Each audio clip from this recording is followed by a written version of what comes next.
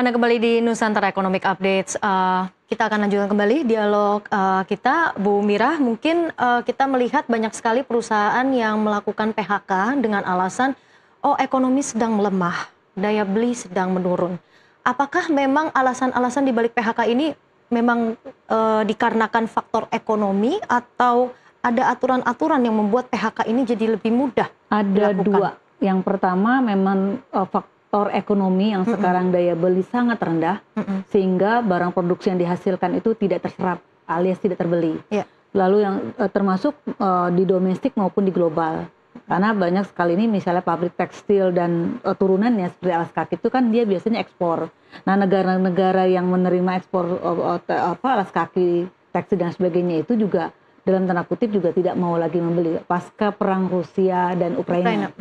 Nah terus yang kedua terkait dengan regulasi yang dikeluarkan oleh pemerintah itu sendiri. Contoh regulasi yang terkait dengan Permendak nomor 8 tahun 2024. Sebenarnya kan kita menyuarakan untuk dicabut, tapi pada saat itu Pak Prabowo menyampaikan akan direvisi. Artinya itu belum selesai tuh. Permendak itu kan terkait dengan kebebasan barang-barang impor yang masuk ke Indonesia, dan itu menggerus semua produksi yang ada di dalam negeri. Makanya kemudian banyak perusahaan-perusahaan yang cukup ya udah kolaps, tutup gitu ya, dan menjerit gara-gara banjirnya barang-barang impor tersebut. Lalu belum lagi regulasi yang dikeluarkan yang katanya undang-undang Omnibus Law yang katanya akan menciptakan lapangan pekerjaan, faktanya malah menggerus para pekerja yang kemudian ter-PHK. Dan itu dibuktikan juga oleh putusan Mahkamah Konstitusi yang kawan-kawan buruh melakukan JR, Judicial Review, yang pada akhirnya keputusan adalah agar membuat undang-undang tenaga kerja yang baru.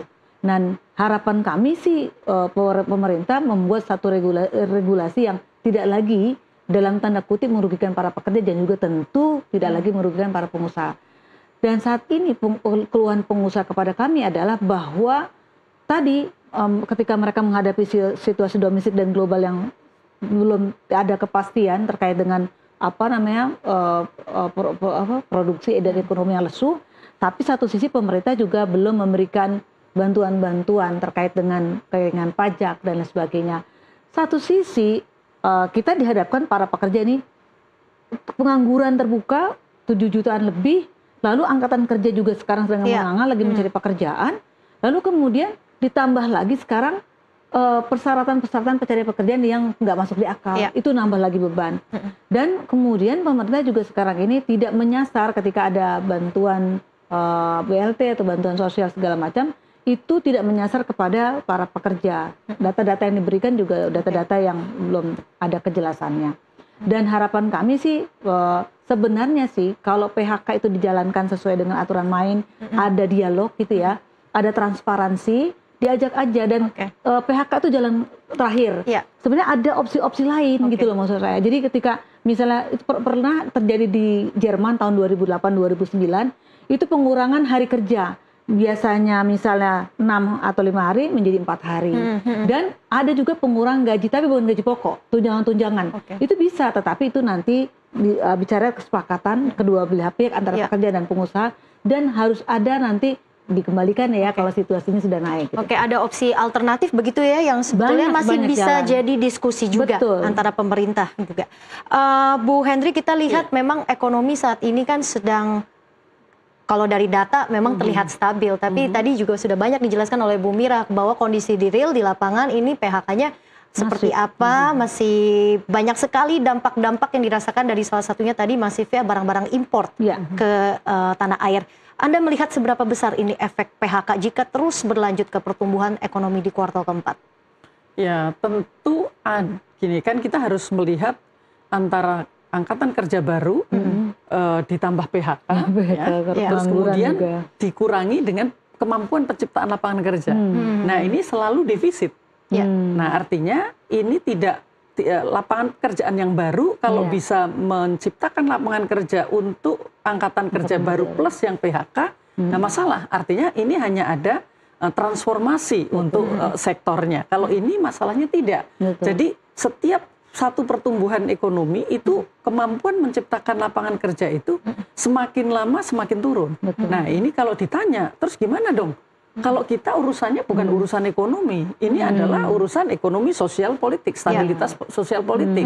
Nah, jadi terus sekarang apa yang terjadi kalau misalnya yang jadi masalah itu adalah karena daya beli saja, ya mungkin bisa kita dorong dengan daya belinya.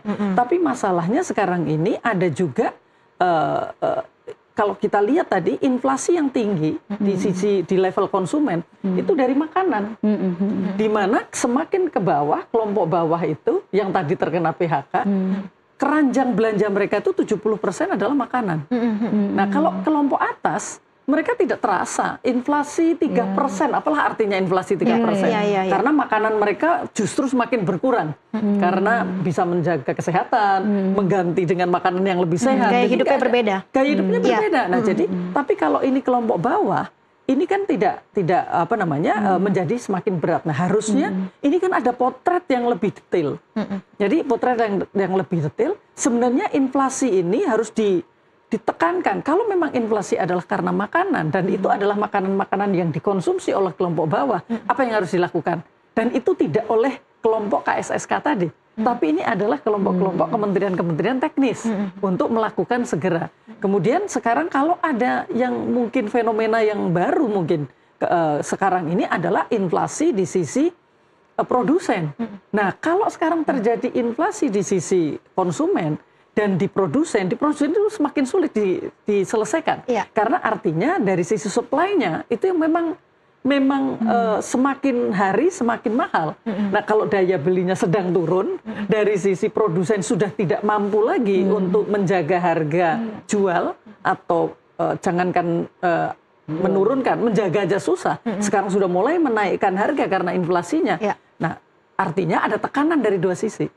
Begitu. Ada tekanan dari dua sisi. Bu Mira, Anda melihat jika memang ini PHK-nya sudah semakin meluas begitu ya, solusi apa yang memang harus dilakukan untuk bisa melindungi para pekerja ini?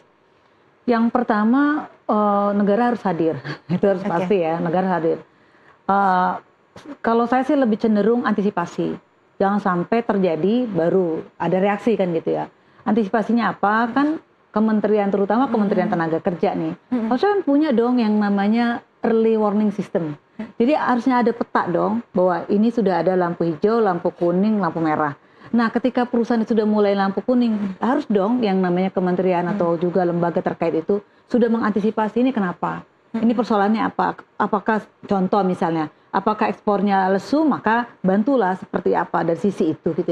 Tentu dari kementerian atau juga dari pemerintah. Jadi bukan nunggu kemudian ada terjadi PHK baru datang seperti pemadam kebakaran. Itu tidak menyelesaikan masalah. Lalu yang kedua, tadi kata Bu Henry, ini sebenarnya nanti akan ada perubahan, ya sudah sudah terjadi perubahan daripada sistem dari konvensional ke teknologi. Dan ini sejak 2017 lalu sudah mulai daripada otomatisasi. Nah, harus ada yang namanya upskilling, reskilling yang dilakukan oleh pemerintah. Kalau mengandalkan pekerja atau buruh melakukan upskilling atau reskilling, itu butuh biaya, mereka nggak ada uang gitu lah. Nah, kemudian juga untuk beli makanan habis ya. Nah, kemudian juga kalau mau usaha, mereka sekarang juga udah banyak yang memasuki usia fase kejenuhan bekerja. Mereka mau melakukan usaha pengembangan usaha. Butuh modal, kasih bantuan modal dan juga keahlian untuk melakukan usaha. Baik, terakhir mungkin Bu Henry, kita melihat banyak sekali tadi solusi-solusi, opsi-opsi yang sudah disampaikan oleh Bu Mira. Menurut Anda intervensi apa yang perlu dilakukan lagi oleh pemerintah? Stimulus apa yang perlu dilakukan di tengah banyak sekali sekarang ini PHK yang sedang terjadi? Ya, jadi sekarang ini kita harus merubah mindset ya. Jadi seolah-olah stimulus itu adalah menggelontorkan anggaran. Padahal yang disebut stimulus ekonomi itu yang anggaran, non budget itu banyak sekali. Tadi merubah berbagai kebijakan, memudahkan, lebih fleksibel di dalam mengelola tenaga kerja. Terus kemudian juga merubah kebijakan-kebijakan perdagangan yang menghambat. Kemudian merubah mana yang semestinya dapat kemudian fiskal, mana yang tidak. Itu nggak ada ongkosnya. Nah, tetapi sekarang ini fokusnya itu pemerintah nggak punya ruang fiskal nih. Jadi seolah-olah yang namanya mendorong, menstimulus ekonomi itu hanya menggelontorkan anggaran. Itu kesalahan yang terbesar. Jadi maukah sekarang ini para pengambil kebijakan di bidang ekonomi, karena masalah PHK itu bukan hanya masalahnya Kementerian Tenaga Kerja, justru kementerian yang lain kemudian bisa melakukan itu tadi stimulus yang non budget. Oke, berarti harus ada sinergi kolaborasi antara kementerian dan juga pemangku kepentingan begitu ya di dalam hal ini ada pemerintah. Harus ada optimalisasi dalam hal transmisi stimulus itu tadi ya begitu ya.